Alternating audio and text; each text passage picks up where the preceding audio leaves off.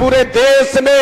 ये झारखंड को सर्वश्रेष्ठ राज्य बनाएंगे। कैसे हम सिद्धू कानू के सपना का राज, निर्मल महतो के कल्पना का राज, दिशम गुरु शिबू शरण के संकल्पना का राज बनाएंगे।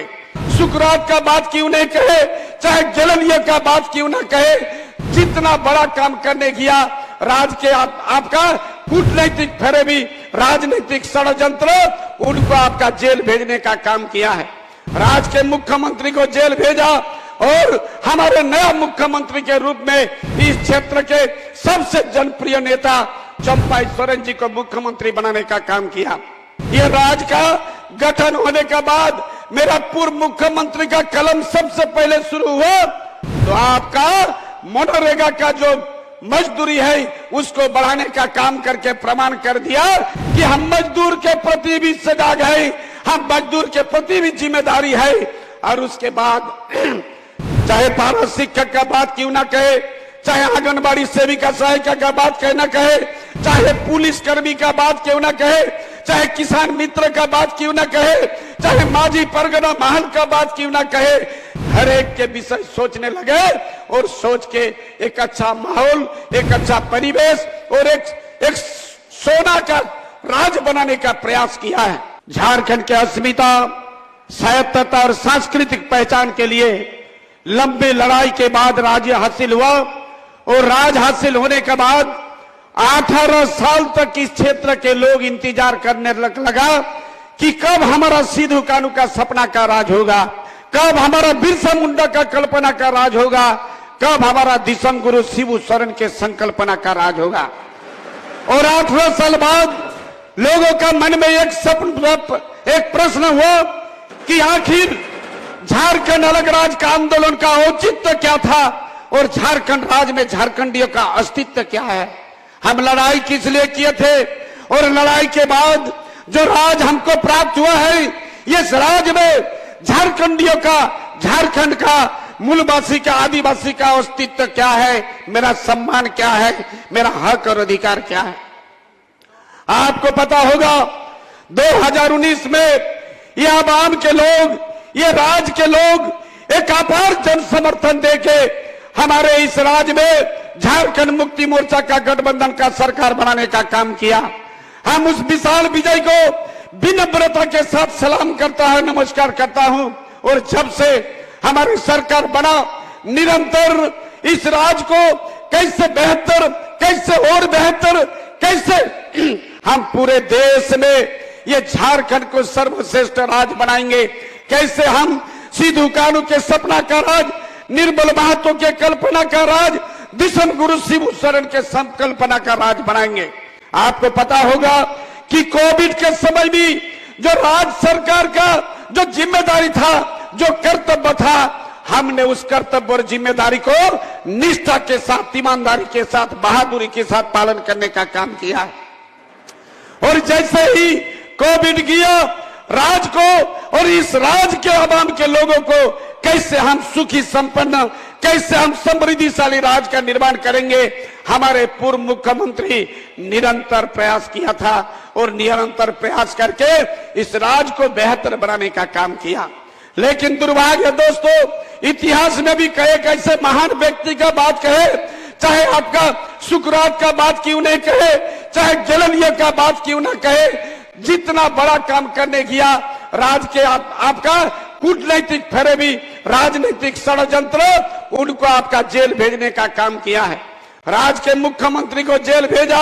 और हमारे नया मुख्यमंत्री के रूप में इस क्षेत्र के सबसे जनप्रिय नेता चंपाई सोरेन जी को मुख्यमंत्री बनाने का काम किया। एक बांग्ला में कविता है कि जो गाना सुन रही है तो अच्छा है, लेकिन जो गाना नहीं सुने ये शायद इससे भी और अच्छा है और बेहतर है। जब से चंपाई सोरेन इस राज्य के बागडोर संभालने का काम किया, गांव के अंतिम पंक्ति में जो लोग खड़ा है, जो किसान सुबह कुदाली लेके जाता है, सबको लेके लौट के आता है, जिनका घर में परिवार में बेटा अगर हुनर पैदा हुआ है उसको कॉलेज का दरवाजा तक नहीं पहुंचा पाता, स्कूल के दरवाजा तक नहीं पहुंचा पाता, ऐसे जगह पर मानव समाज की अंतिम पीढ़ी तक उन्होंने हर सुख सुविधा को पहुंचाने का काम किया। एक एक बात अगर बोलेंगे ये राज्य का गठन होने के बाद मेरा पूर्व मुख्यमंत्री का कलम सबसे पहले शुरू हुआ तो आपका मनरेगा का जो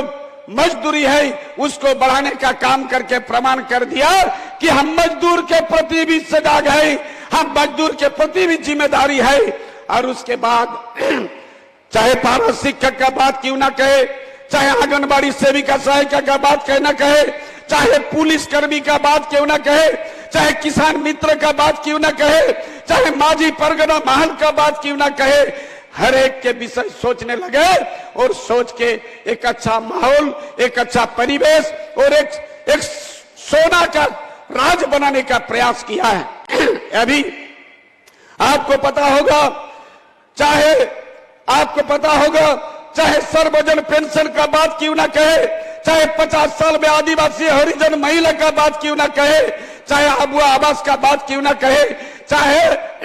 सावित्रीबाई फूले योजना का बात क्यों ना कहे, चाहे फूलो जानो योजना का बात क्यों ना कहे, चाहे 10 रुपया में धोती साड़ी का बात क्यों ना कहे, चाहे आपका जाहिर तन का घेराबंदी, माझी ओड़ा, धूमकुड़िया ओड़ा, हर गांव के माझी को बाइक देकर सम्मानित करने के बाद ऐसे हजारों योजना को चलाने का काम किए। अभी केंद्र सरकार ये हमारे अधिकार को छीनने का काम किया। जो मिट्टी में हम लोग बैठे हैं, अगर इस मिट्टी को खोदा जाएगा अरबों खरबों का खनिज संपद, धन संपद निकलेगा, लेकिन इस मिट्टी के ऊपर जो है ऐसे लोग को आज आवाज से वंचित किया। हम सवाल करना चाहते हैं, पूरे देश को अगर आवाज बांटने का काम किए हैं, झारखंड कौन सा अन्याय किया है? झारखंड का अन्याय क्या है? हम यूरेनियम, कोयला, लोहा, अब्रो, ताम्र, सोना सब हम केंद्रों को देने का काम किए। 98 में 98 में इस देश के तत्कालीन देश के प्रधानमंत्री अटल बिहारी वाजपेयी पोखरण विस्फोरण करके अमेरिका के साथ अपना मुकाबला किया। ऐसे पोखरण जादूगोड़ा का यूरेनियम से झारखंड का कोख से पैदा हुआ था। ऐसे संपत्ति देने के बाद भी हमारा अधिकार को छीना और हमारे राज्य सरकार आबुआ आवास देने का काम किया है। 2 लाख के आबू आवास, और अभी 25 साल से 49 साल तक जो महिला स्वावलंबी योजना, हमको लगता है पूरे देश का कोई राज्य में ऐसा योजना नहीं चल रहा।